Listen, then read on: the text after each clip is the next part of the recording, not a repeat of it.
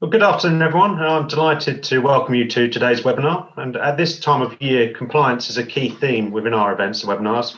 But this year, we've decided to add a further edge to it with a bit of a focus on technology, or RegTech to be more specific. Now, the pandemic has proven to be a catalyst among many wealth management firms when reviewing how they are embracing technology. And although this has largely been adopted in the front office, given the increase in pressure we are seeing on compliance departments with the endless flow of regulations, this could well be the next area that firms turn to technology to support them more and therefore improve their efficiencies. Now, in today's webinar, we have 3 presentations for you, and then that'll be followed by a panel discussion. So if you would like to pose a question to the panel, please do use the Q&A button at the bottom of your screens at any time during the webinar, and I'll look to get as many of these questions answered as possible by our panel members. But without further ado, though, I'm delighted to introduce our first presenter. So speaking on behalf of Athena Global, we have Jason Rakes from Parkwell, and he's going to be covering automation in areas such as onboarding and the role that RegTech has to play. Welcome, Jason, and over to you. Good afternoon, everyone. Thank you, James, for the introduction. I think you've stolen my introduction from me. But as James says, I'm here to represent and introduce you to Athena Global. Can I have my first slide? So my topic for this afternoon is how automation can be applied to ease the regulatory burden. And my next slide. So I want to take us back to basics. And I think that most firms will have an objective to increase profits. And we can either do that by increasing revenue, which generally means more clients, or by reducing our costs, which means making our current processes more efficient. But there's a couple of 3 limiting factors I want to talk about, which we need to address to enable us to do either of the first 2 things. And the first one is about staff productivity. And by that, I mean the number of clients that an individual can handle, or indeed the number of transactional process steps that an individual can conduct in a given period of time.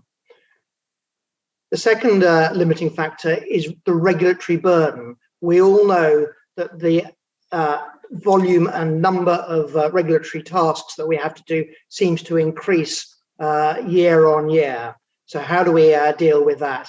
And the last topic I want to talk about is our systems integration capability. And the fact that while we might have some good ideas of how to address things like staff productivity and the regulatory burden, they often involve the application of technology. And as wealth managers, we probably do not have the skill sets and possibly not the bandwidth to conduct such implementations. So can I have my next slide? So I want to talk about a particular case within our process as wealth managers, that being client onboarding. So this is a process which is often problematic for wealth managers and often complex. And Compeer data tells us that on average, it takes wealth managers about a month to do this process. Yet Nutmeg can onboard a client in 24 hours. So what are they doing differently? And I know many of you will say, well, their scale of business is very different. And of course, they are able to start with a blank sheet of paper. But over the next few slides, I want to consider a few areas of our onboarding process that we might apply technology to ease our pressure and get it done in a more efficient manner. Can I have the next slide, please? So I want to kick off with Know Your Client, KYC. And there's 3 topics I want to deal with here. The first being data capture.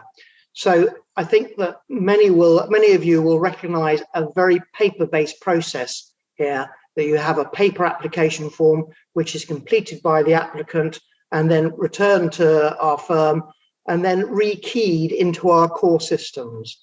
And that has a number of issues. First of all, there's the obvious error of miskeying. The second issue is that sometimes the handwriting is very difficult to understand and to accurately transcribe. And then there's some issues around data quality. Sometimes a client hasn't understood the question properly and gives us either a nonsensical response, or indeed they leave bits of the application form out, and we then have to go back to them for additional information. So the way to deal with this is through some form of electronic application form. And this is usually done using a web app. And that has the obvious advantages of, first of all, we don't have to rekey it, so it's more efficient. Second of all, we're able to tailor the application based on some of the answers that the applicant gives us. We can either include or remove elements of the application process, and therefore making the application process slicker for the applicant, and therefore improving their experience of this process.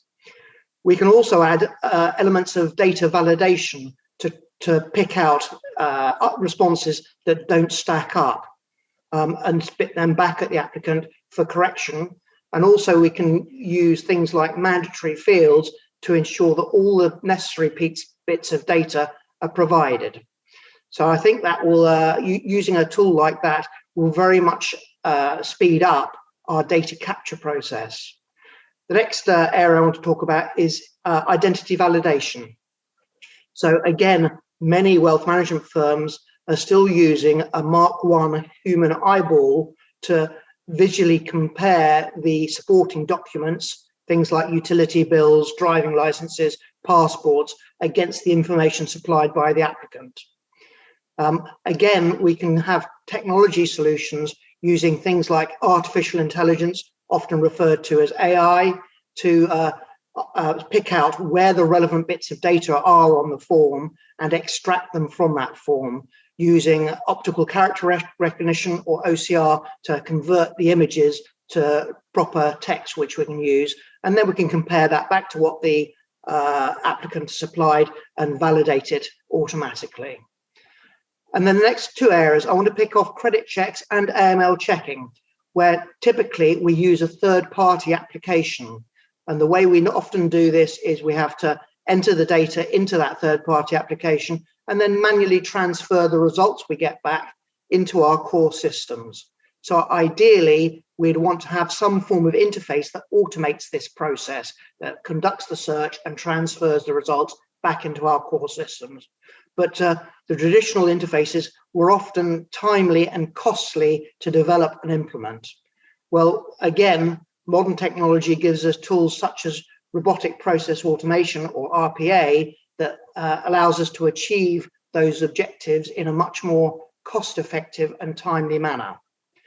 So what I take away from those areas is that probably at the moment, many wealth managers are having to manually touch or have some form of human interaction with every single piece of every single application.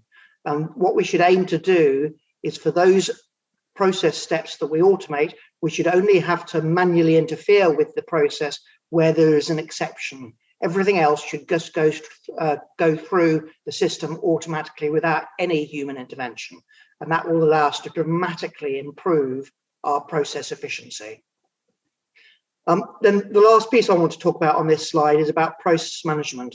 And there are probably two areas that are worth touching on here. The first being workflow. So process management will allow us to have a workflow set up to route the various tasks through our individuals or our staff members as appropriate and automate that process. So as one process is completed, it's automatically passed to the next person in the process for them to do whatever they need to do. So that automates the process. And then the second thing is about management information around the process.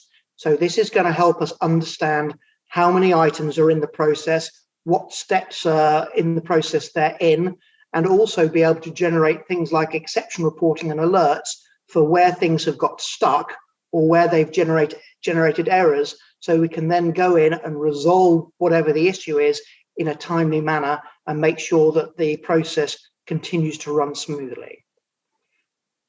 So I think that leads on to the third limiting factor that I mentioned, which was about our lack of skill or resource to implement these things. We're wealth managers, we're not technology experts, and that's where I think that Athena Global can help us. Can I have the next slide? So Athena is a global provider of software services and solutions. And they have a 4-step automation process to design such automation solutions to get things right first time and give you a good value for money in terms of your investment.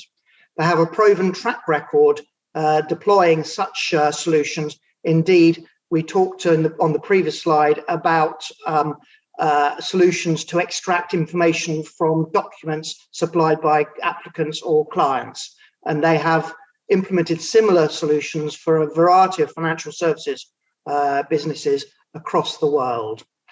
We also talked about various technologies. And again, they have the relevant technological expertise for subjects such as RPA, which is, as I said earlier on, robotic process automation, and AI and ML.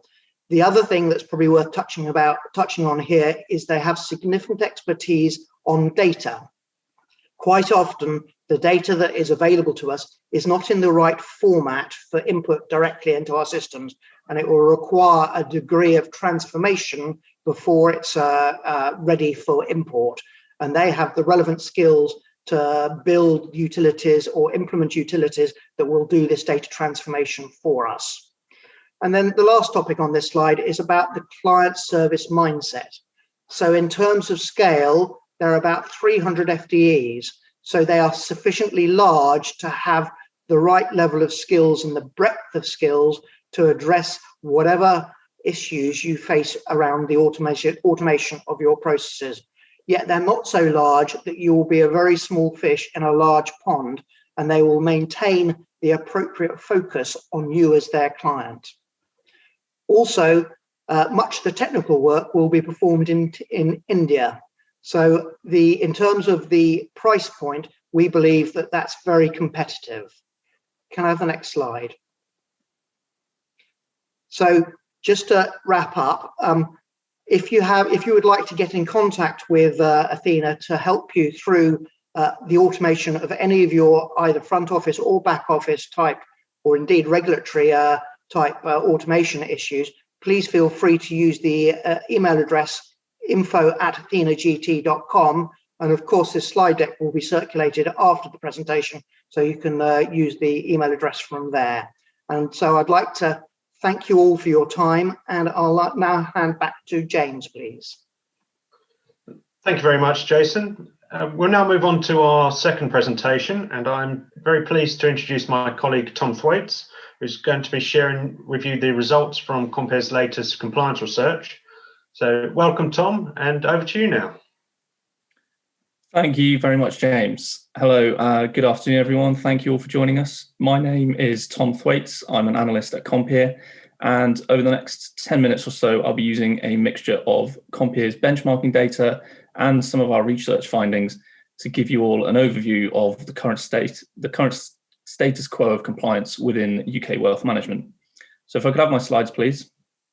And as always, don't worry if you miss any data from the slides as we run through them. A copy will be made available to you all after today's webinar.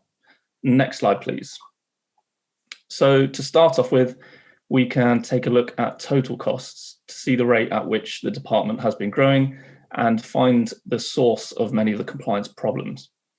As you can see from the graph on screen, there has been a steady increase in compliance costs year on year across all three major firm types of investment managers, private banks, and full service wealth managers. Since 2013, total compliance costs have risen by 32% for all firms, as the industry has spent an additional 47 million on compliance. For full service wealth managers, this has been the most problematic, seeing costs rise by 65%, followed closely by investment managers at 58%, while private banks have seen a more modest 11% rise. It is quite a worrying sign to see the compliance costs rising at over 5% on average per year, and begs the question to be asked about what more can be done to combat this. Next slide, please. Now, as with the majority of cost increases, staff costs are one of the main drivers. Rising staff costs have been one of the main constraints for the industry in achieving scalability, and the compliance department is no exception to this. Since 2013, the industry has employed over 200 more compliance staff, in response to the rising regulatory burden. Now, the number of staff employed has risen by 19% in this period, but total cost of staff, as represented by the blue bars on screen, has risen by 46% over the same period. In this time, the average cost to employ one staff in the compliance department has risen from 82k to 100k per year. On the other hand, non-staff costs have been managed much more successfully, and as you can see in the red bars, they're a lot more flat and have only risen by 9% in total. Next slide, please. To put this into some more perspective, we can focus on some margins to go beyond the changes in absolute figures. Firstly, we can look at the light blue line, which represents compliance staff costs as a percentage of total staff costs. As shown in the last slide, compliance staff costs have been growing at a rate of almost 8% per year. This is growing at a faster rate than total staff costs as firms try to attract the best talent to keep up with the mounting level of regulation. Moving on from staff costs, and we can look at the red line, which represents total compliance costs as a percentage of total costs. This has remained fairly flat over the period, only rising by 0.24%, as compliance has followed the trend of rising costs across all departments, which has been the root of many issues around scalability within the industry. Finally, we can look at the dark blue line, which represents compliance costs as a percentage of revenue and can be seen as a proxy for the efficiency of the compliance department. Given that this figure has barely moved since 2013, it suggests that across the industry, there's no clear sign of efficiency gains being made, especially given that this was a period of significant revenue growth, which rose 27%. This was outweighed by a rise in compliance costs, which went up by 32%.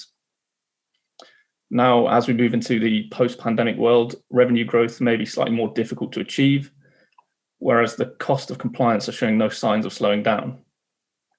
To show this issue in more detail, the graph on the right-hand side of the screen represents the data for the dark blue line. Here we have split the firms into two groups based on the efficiency of their compliance department. The light blue plot shows the most efficient half of firms, who spend on average 2.27% of revenue on compliance, while the less efficient half of firms are spending more than double this at 4.88% on average, with some even spending upwards of 7 or 8% of total revenue on compliance. To put this into perspective, if the firms in the red could equal the level of efficiency in their compliance department as the firms in the blue, the red firms could each be looking at an average saving of over 500k per year. Now, getting to this point is much easier said than done, and RegTech solutions might not be the be-all and end-all solution, which may require deeper structural and cultural changes. But for many, the implementation of technology and automation is an enabler for a more efficient compliance function. We've all seen the value of technology being demonstrated over the last 12 months to the front office and to client engagement. So we have to ask, why can't this value be added to the compliance function? Next slide, please. Moving on now to look at some data from interviews with heads of compliance to gain some insight from industry experts.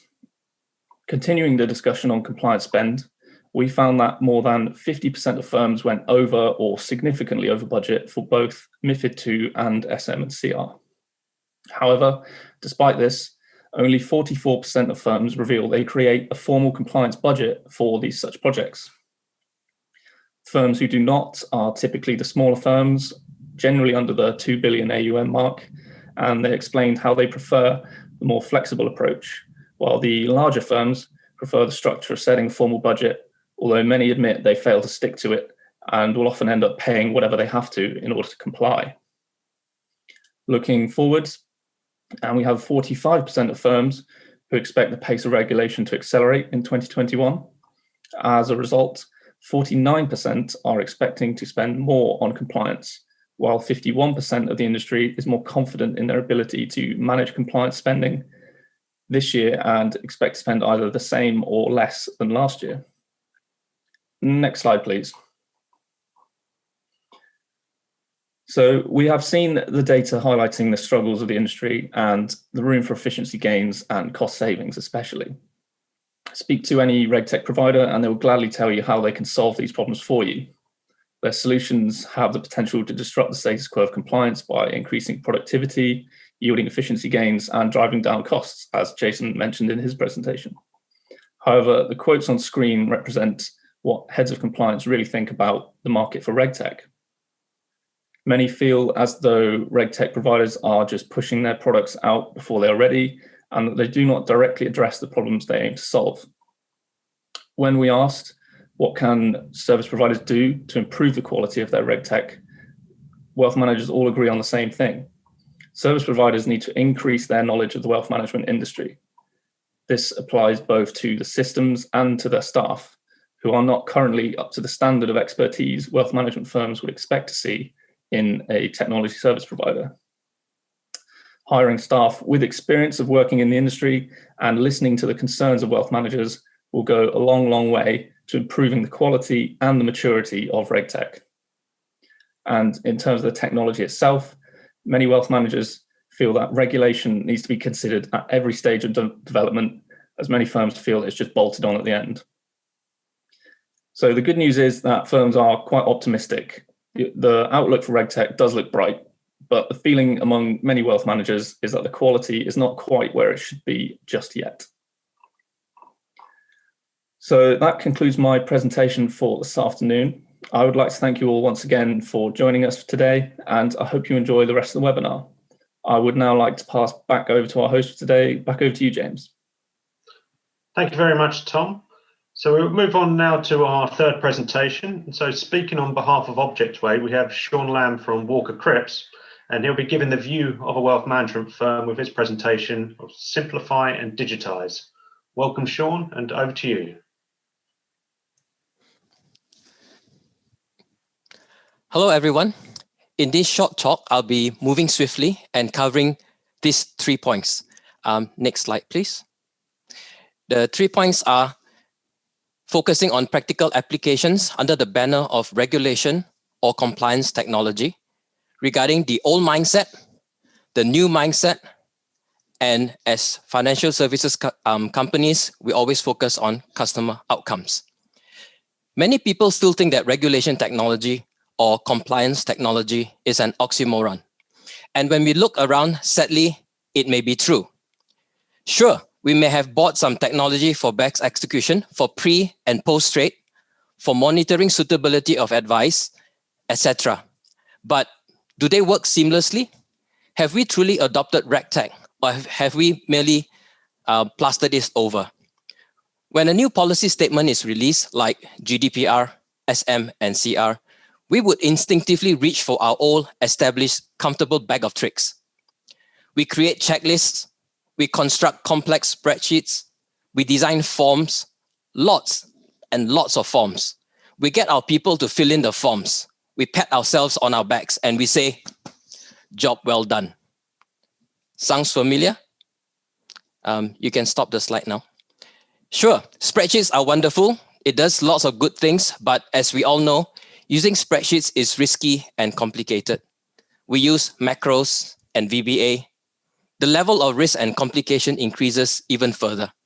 It is prone to human error. You already know what happens when 2 or more people try to access Excel spreadsheets at the same time. You will also have experienced spreadsheet file corruption at one point or another. A good friend who is very, very good with spreadsheets said to me, I'm a highly paid spreadsheet monkey. How very sad. Hey, don't get me wrong. I still love my spreadsheets, but today is about RegTech, and RegTech is the better way. So that was point number 1, the old mindset, where we reach out for that which is comfortable to us. It is manual, it needs lots of manpower, and it's complicated. We must simplify. You can stop the slide now. Point number 2, the new mindset, digitize. Imagine trying to put out a fire with a water pistol, or Sir Lewis Hamilton trying to chase us on a scooter while we are driving his new Mercedes AMG W12. Without the right tools, our skilled compliance officers are going into a fight with one hand tied behind their back. We want our specialist compliance personnel to focus on the important matters. We don't want them to be spreadsheet monkeys. We know we need RegTech to help us, but not all RegTech is good for you tech. Let me say that again. Not all RegTech is good for you tech. So how do we start making our choice? Here are a few practical steps. Firstly, read the rules. We must read the rules. We cannot just simply buy a system and think that it is the panacea to all our problems. Number two, we need to understand the rules and determine what it really wants us to accomplish. Number three, identify the administrative areas, the repetitive tasks, the checklists, and resist the temptation to reach for spreadsheets. Number four, define your essential list, your want list, and your good to have list. We'll come back to the topic of lists later. If you have your own software development team, then you are lucky. You are blessed, because that's exactly how I feel. Having our own development team, creating our own solutions, creating our own RegTech. But if you don't have your own development team, then conduct a beauty parade and select your system that can fulfill all the items in your essential list. If it cannot fulfill your essential list, then it will likely not make the cut. The next decision is to determine which system fulfills the most items in your want to have and good to have lists. Let's circle back on the topic of lists. Let's take SM and CR as an example. It's been nearly 15 months since SM and CR went live. I know many firms are still using spreadsheets to manage their SM and CR processes. I also know of at least one very big accounting and consulting firm that uses spreadsheets to help their clients with SM and CR. And they charge a ton for it. Of course, I will say that the better way is to use technology. But like I said, RegTech is good, but not all RegTech is specifically good for you. So how do we choose? You start by identifying what you want, like what you want in a partner. Beautiful, curvaceous, fast, V12, 6 liters, 650 brake horsepower. Hey, I know where some of your minds have gone. But seriously, in our example for SM and CR, looking at this slide here, our own items for our firm included items like, it must be paperless. It must be in the cloud because I don't want to buy or manage hardware. I want it to be easy to understand and easy to use. How many of us have looked at systems and thought, geez, that's very complicated. I will need a new team of dedicated system analysts just to manage it. It needs to be able to accommodate multi-companies. In our financial services group, we have 4 regulated entities. It needs to deal with all that. It must be scalable.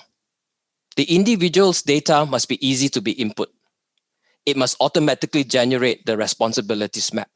It must automatically generate the statement of responsibilities. It must automatically remind us when a responsibility has no owner. It must remind us to review the statement of responsibilities.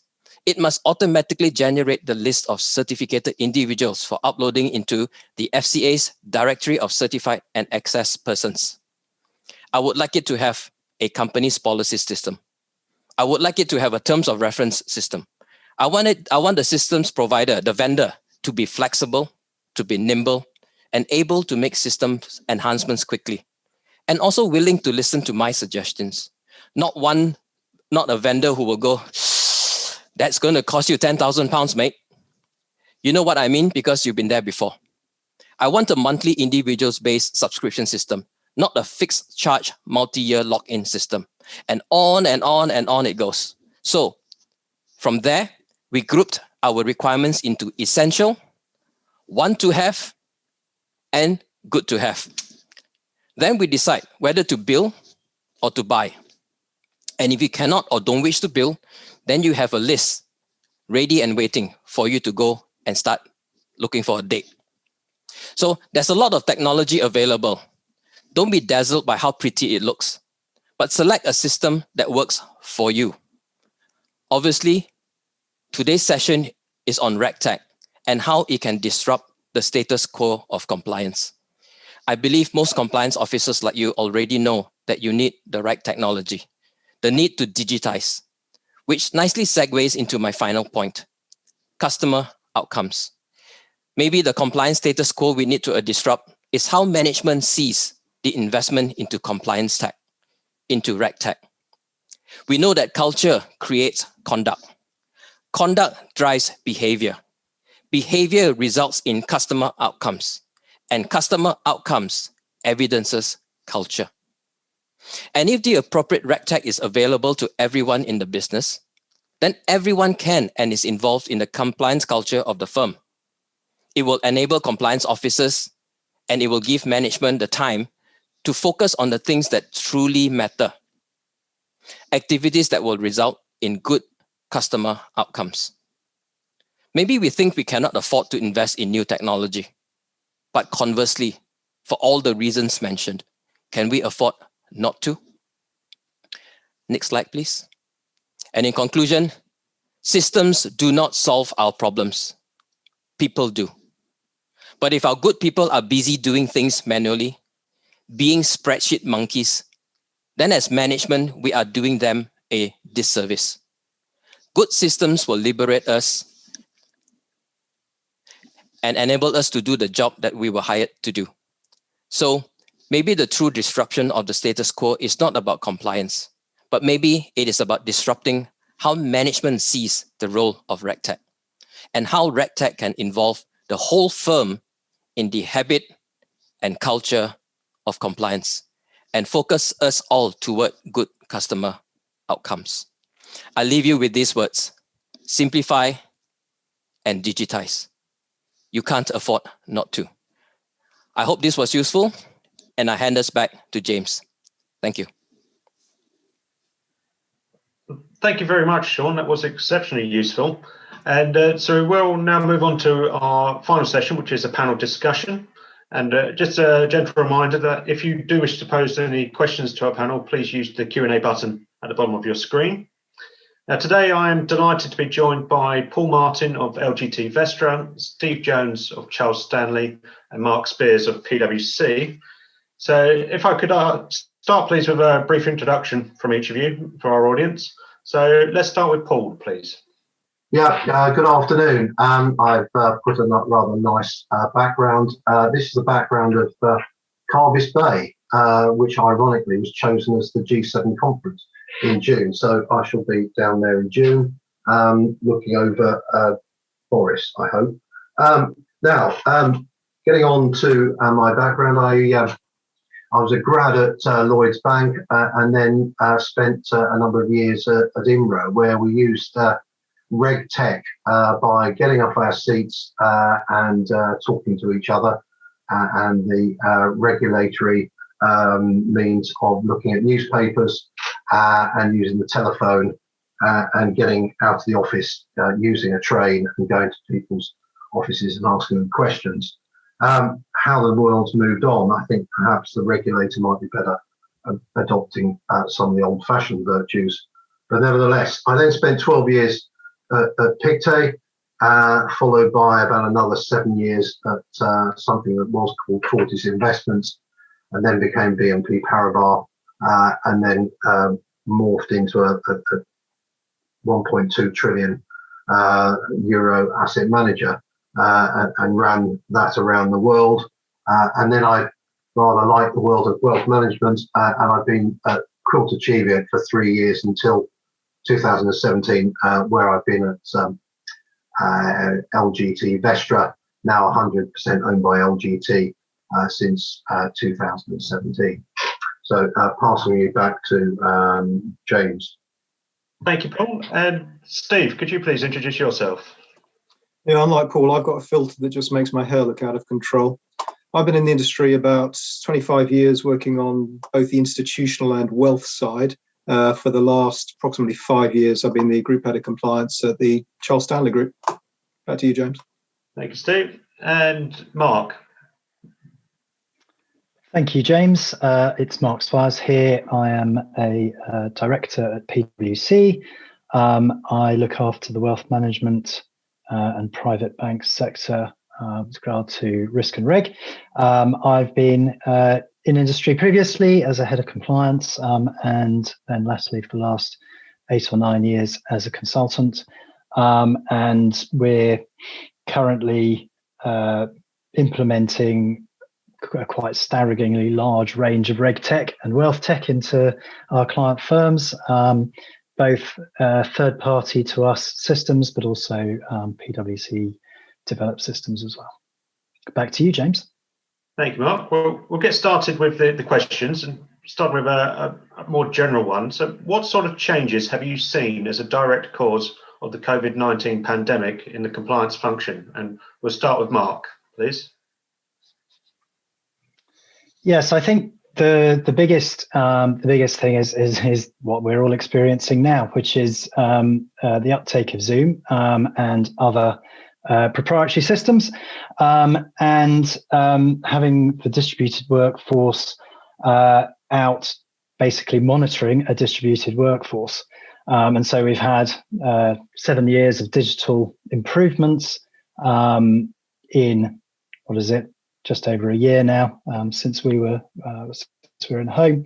And I think that's really both helped compliance, but also been a bit of a curse. I think we have a number of improvements in the front office.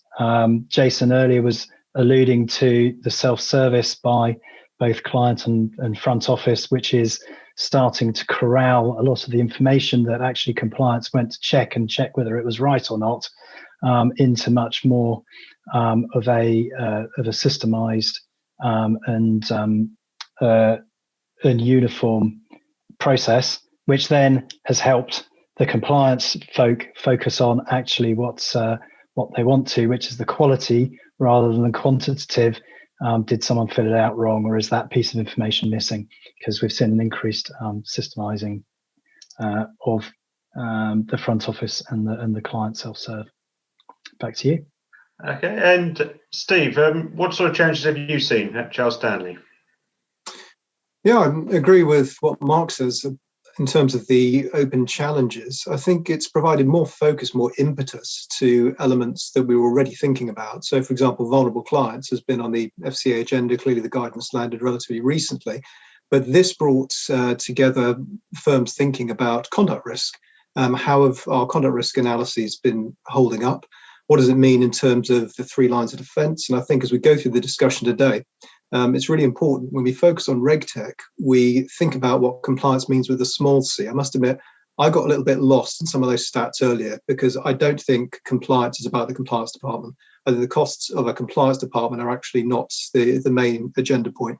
It's about what does it mean for the wider firm. When you think of the MiFID implementation, almost all of those costs were outside of the compliance department. So it's about how were those embedded efficiently and what have we learned from the MiFID II process.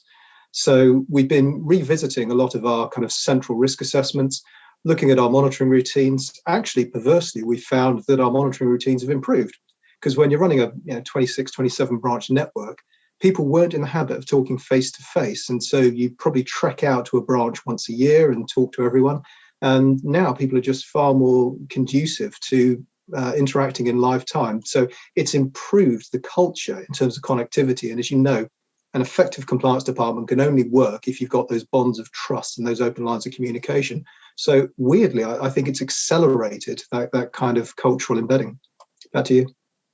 Thank you. And Paul, you mentioned quite a substantial change throughout your career. So how about if we focus on the last 12 months? Any changes in the compliance? Yeah, the last 12 months have been amazing. If you look back, 23rd of March, where everybody stopped going into the office, so that we're into our 13th, well, effectively our 13th month, but nearly a whole year of it. Frankly, who'd have thought we'd be doing this virtually? I joked back to some of my colleagues where we were playing with the screens on the Teams meeting we were having, where we could put everybody on a virtual desk. Back in about 2007-8, my company spent a vast amount of money having virtual offices in a blacked out room in Bishopsgate, and then the same thing in Amsterdam, and the same thing in Brussels and Paris. Enormous cost. So the world has moved on a vast amount in that regard. all of those things are absolutely fantastic, and the connectivity has worked very well. I think people have to had to adapt to getting over the paperwork challenge of how things used to be done with pieces of paper, moving from Joanna Smith to Fred Bloggs to Joe Brown and around the office, and speeding that up. And as the years worn on, firms have developed that better and got more efficient at that. Difficulty is getting everybody working in the same virtual time zone, because people get up early, do their work early, or other people like to work late. So that's a big challenge. It's not necessarily a RegTech one, but it is a challenge. So back to you. Okay, so Tom mentioned, and quite a few times I would say, that the direct costs of compliance have been rising, and also Steve brought out that there's many indirect costs as well to compliance. Now, these are naturally causing pressure on margins. So where do you think firms can fight these margin compressions? And is RegTech a solution, or is it just part of the answer? We'll start with Paul on this one. Yeah, thanks. RegTech is the answer in this. There are several facets to it. Firstly, it's not just about bodies on the ground and saying, okay, I need 10. You may be better off with 5 people who can think laterally and think about systems, RegTech, and think and unbutton your processes and say, okay, if we take we've got to do process A to get to process E, but do we need to do B and C? Can we get to D and then E in a slightly different way? So those thought processes are very important, and I think that's key. And I think you've got a compliance department who work with the business. But I think the comment that Steve made about costs is very important. You can't just attribute the salaries and costs of compliance as being the regulatory costs. I mean, for example, we have no control over FSCS, so that's where that goes in the budget. Who only knows? But we are involved in processes that run from client take on right through to suitability reviews, right through to third party elements, AML analysis, special focus clients. So we've got to be involved in all of those processes, and as RegTech becomes a greater part of what's done in wealth management, having the foresight and ability to see what you really need to do and what really needs to be the outcome is going to be key, and that's where you save a lot of time and money. So back to you. Thank you. And Steve, is there anything you'd like to add about fighting the margin compression across all the costs of compliance, and not just the direct but indirect as well? Yeah, it's hard to improve on what Paul just said. If you bifurcate his observations, everything he says about the compliance department is absolutely true. I think there is still an issue in the industry in terms of the quality of compliance personnel. I think there's been a bit of a gravitation towards people grabbing a compliance diploma and thinking that's the answer to a successful compliance career, whereas it's actually the lateral thinking, as Paul said, the ability to be curious, get out there, learn about the business, learn about the industry, bring in new ideas. I'm personally not a fan of people necessarily who've got a degree or necessarily a finance background. You get so much enrichment from bringing people in from different backgrounds who just help you turn your department on your head. So I really think the recruitment is key into your function. And then when you think more broadly, I think, again, Paul's absolutely spot on about the way that you need to be creative in embedding change in your organisation. Back to you. Thanks, Steve. And Mark, is there anything you'd like to add? Yeah, I think picking up on the points being made, we've got I think 2 areas where margin where we can affect the margin from the second line. The first is making the first line more efficient, and I've covered that with making both the front office and the client more efficient, and bringing in tools to help them self-serve. On the second line, then it's breaking the correlation between more business and more compliance staff.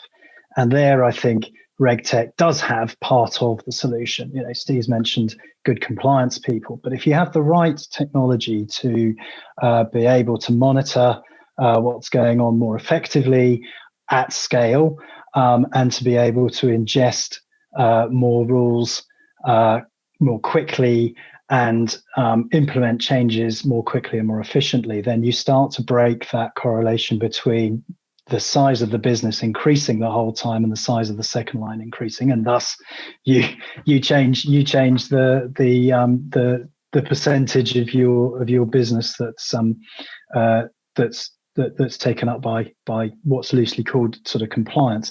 I think one of the big things that I've seen recently is a piece of technology that transcribes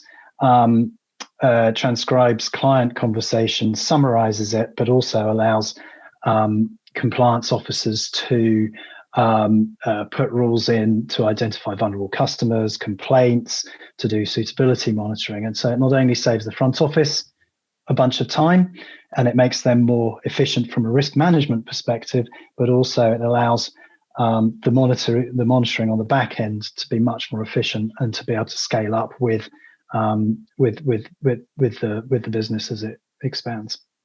Back to you. Thank you, Mark. Now, it certainly seems there's many opportunities for RegTech in the wealth management industry. But on the flip side, so what are the biggest factors holding RegTech back from becoming embedded across the industry? And also, how damaging will it be to firms if they don't embrace RegTech and therefore potentially fall behind their rivals? And I'll start with Steve on this one, please. Depends on the firm, I think. Yeah, it's an interesting challenge. I struggle sometimes when I get blast emails from RegTech firms saying, we can help your bank. And I have to respond saying, we're not a bank. And clearly they've been talking to a private bank down the road and they've looked us up and said, well, you're a wealth manager. It's kind of the same thing. And one of the first problems you've got with many RegTech providers is they simply don't have the bench strength. They don't have the expertise. They may not have people that have worked at a senior level in the industry who can distinguish. You might think wealth management's a small sector. It's a sprawling sector. It's why we've struggled in the lobbying space to actually get a cohesive voice, because we go all the way from stockbroking through investment management out the other side to financial advisors and beyond. So I think there's definitely an expertise uptick that's required. And more than that, there's an understanding of contemporary regulatory priorities as it applies to those wealth managers.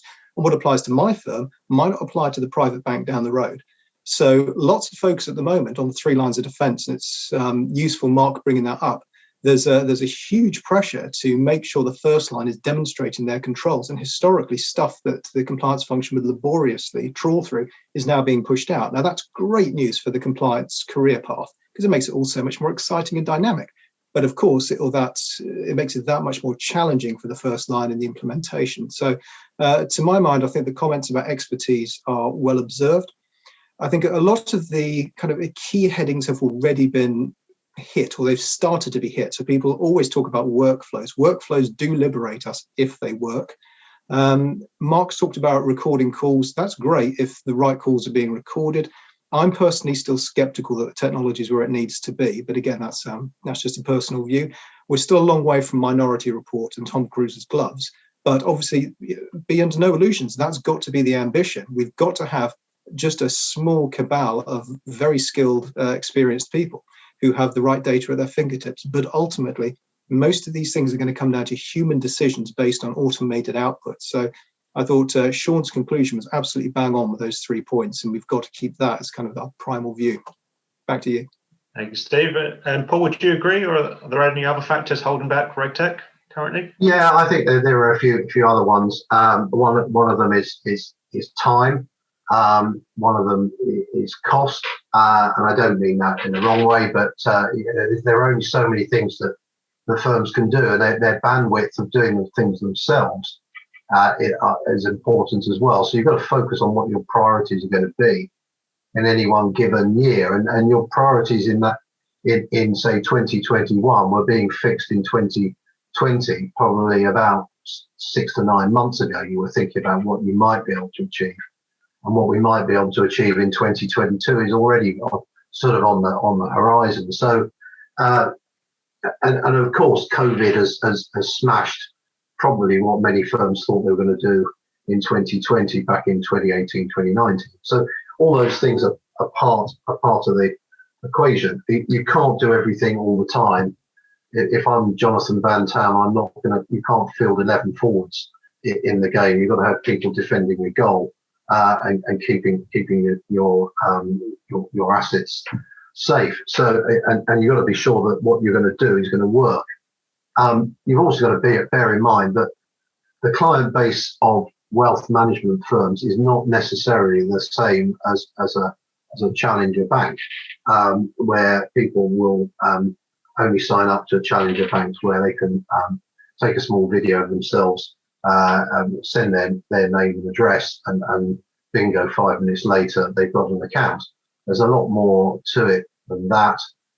It's not making it overly complex, but also we've got to bear in mind that we've also got a huge number of clients who frankly would like to see their manager, Mr. Smith, come in, shake his hand, look him in the eye, and talk to him face to face. So you've got to bear all that in mind. We can't throw our clients out and expect them to behave like young millennials. They may want to live in a paper world as well. So you've got to be able to facilitate all of that. So those things hold you back. And also some RegTech providers sending me emails saying, "Dear Martin," when my first name's Paul, doesn't go down pretty well either. So that goes straight in the bin. But back to you. And Mark, is there anything you'd like to add? Yeah, I'd just like to pick up on Steve's point. I think that was really, really well made. You know, a lot of the solutions we see have come out of the banking arena. There are 200 and something banks in the UK. There are several tens of thousands of wealth managers of various stripes in the UK. So we've got a very fragmented market in the UK wealth sector. And so, and not only are they servicing a very wide range of people in very different ways, from very, very retail to extremely sort of bespoke family office, ultra high net worth, but just the sort of the individual sale in that environment for the wealth tech provider is actually at a lot lower revenue for the wealth tech provider. So I think, you know, solutions start in the banking arena and haven't yet reached, I think, the maturity and the price points to interest wealth managers across the board. And I think that's really something that's holding wealth tech firms back. I see a lot of really, really good solutions, but are priced for the top 50 banks, not the sort of the wider wealth management market out there. Back to you. Thank you, Margaret. We mentioned the lack of the maturity of some of the RegTech providers. Now, I'm interested to know if from the wealth managers, if you have any difficulty in actually identifying the RegTech firms that supply the wealth management industry and have expertise in this area. So I'll ask you, Steve, first, please. In short, yes. Yeah, I can name a handful, but other than that, it does seem to be just a random blast. And this is the problem. If you're just getting blasted on email all the time, people probably feel quite insulted that I'm ignoring them, but you literally cannot distinguish the caliber of what you're dealing with. So there has to be a more sensible approach in that field, because it's certainly, and if I'm an example of what my peers are doing, there are probably a lot of disappointed RegTech providers out there. Back to you. And Paul, is it the same for you at LGT Vestra? Yeah, I think it depends. I mean, where we can link our record keeping system and our main operating system to RegTech or solutions provided by RegTech providers who understand that system, that works pretty well. And I think they know who they are. And they come to us, they know their market. So they know the operating systems that wealth managers are typically using. And so you can begin to trust that, and you can see a demonstration of how that might work. And that's pretty good. And we've used a RegTech in SMCR for a couple of years now and been very happy with it. And it produces make a change at group level, and Bob's your uncle. You press a button, and remarkably, your structure chart comes out, and the right documents for the FCA appear almost immediately. So that's pretty damn good. So there are solutions out there that work, but it's a matter of the providers coming to you and understanding what we do, and there are plenty that don't. Okay, and just looking at the time, I'll probably make this the final question. So I mentioned some of the things that the RegTech providers are not necessarily doing right with the blanket emails that clearly don't work and getting names wrong within those emails. But what more should the RegTech provider or RegTech suppliers do to enhance their services and make wealth managers more likely to use them? And I'll start with Mark, please. I think the key to this is something that Jason mentioned right at the beginning, which is system operability and understanding how everything knits together into an ecosystem. You're not going to get one RegTech solution that's going to do everything for you. So you have to understand how all of the solutions fit together into an ecosystem, linked by APIs or however you've chosen to sort of architect your technology.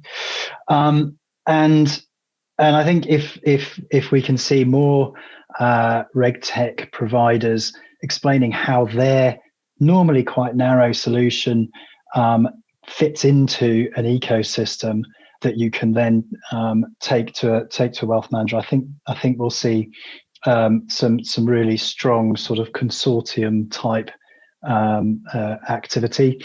And there are some people out there that we've all heard of that do RegTech that we've never heard of.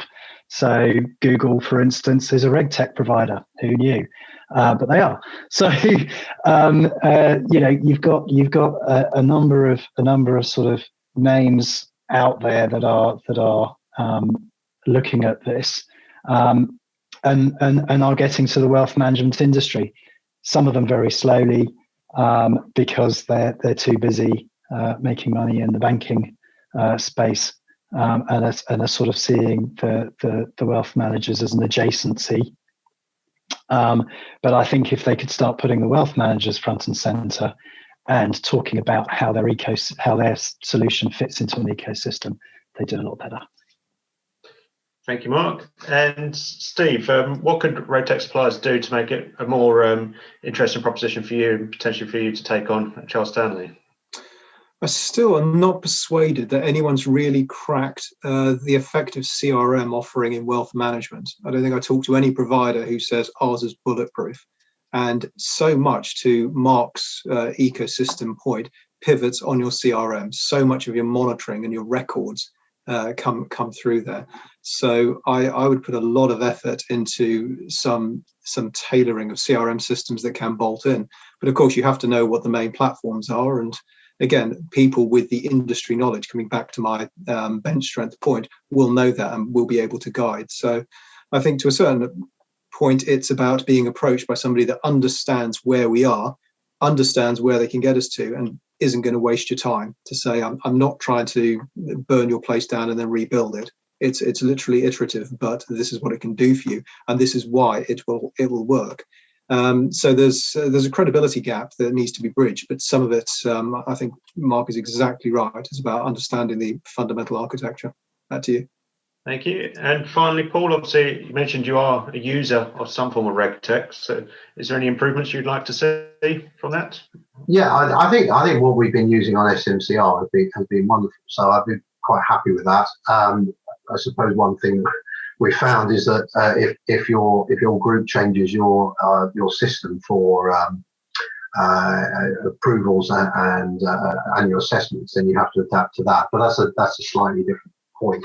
I think it's very important that any provider that comes up with a solution for you understands your main frame, and so that you're bolting things onto your main frame that are going to work, and you can trust that they're around. And what you have to be careful of is being the guinea pig for something else, and then you just burn a lot of your time and money on getting there. But obviously having the right flow charts and the right discussion about what the process looks like very early on, with the right people, with compliance, and not necessarily just the head of compliance, but the operational people in compliance coming along with you is very important. So hand back on that. Yeah. Thank you very much, Paul. And just looking at the time, seeing we're at 5 o'clock now, so it seems a good point to bring this panel discussion to a close. So I'd like to thank each of our panelists very much for your insightful comments. Thank you also to each of our presenters and for our sponsors, Athena Global and Objectway, for their support in the running of this webinar. Thank you also to each of you for listening, and we'd be delighted if you would join us at future webinars, where further details can be found on the Compeer website. And it's also been mentioned a couple of times on the site. Shortly, you'll be able to download the slides from today and a recording of this webinar. So thank you once again, and I hope you have a wonderful evening. Good night.